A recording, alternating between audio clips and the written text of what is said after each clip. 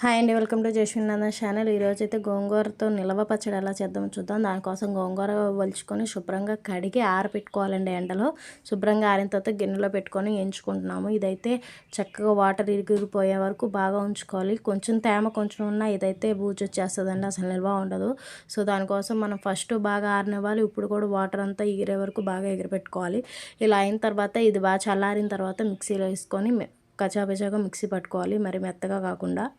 అలా పట్టుకున్న తర్వాత ఇందులో ఒక 100 గ్రామ్స్ వరకు కారం వేసుకుంటున్నాము. టేస్ట్ని చూసి వేసుకోండి. ఒక 50 గ్రామ్స్ ఉప్పు సాలిపోతే మళ్ళీ వేసుకోవచ్చు.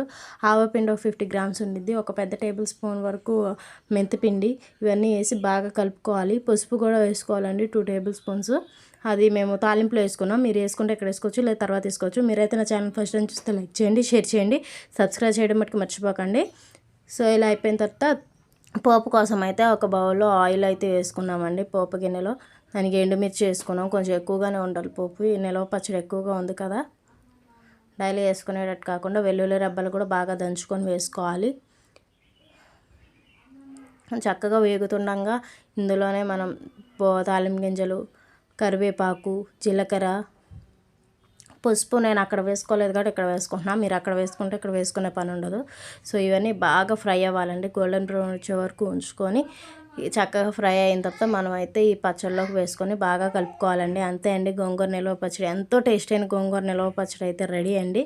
మీరు ట్రై చేయండి, ఎలా ఉందో కామెంట్ చేయండి. Thanks for watching.